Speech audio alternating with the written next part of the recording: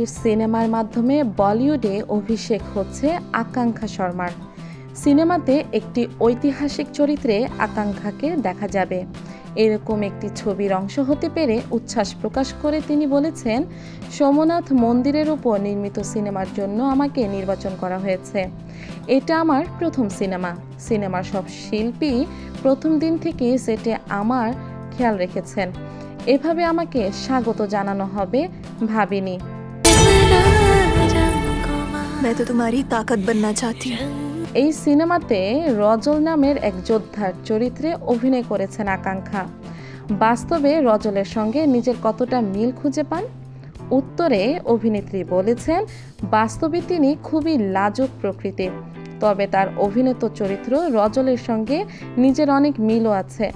কারণ সব মানুষের ভেতরের এক যোদ্ধা লুকিয়ে থাকে।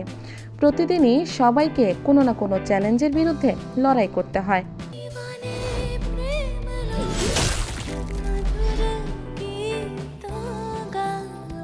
কেশরী বীর সিনেমাতে সুরজ পাঞ্চালীর সঙ্গে জুটি বাঁধতে চলেছেন আকাঙ্ক্ষা।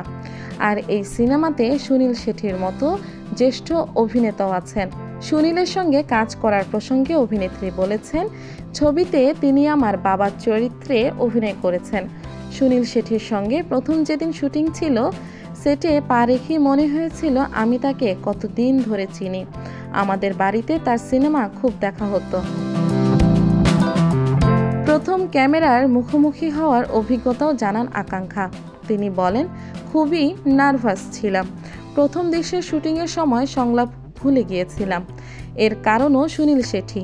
তার সিনেমা দেখে আমি বড় হয়েছি।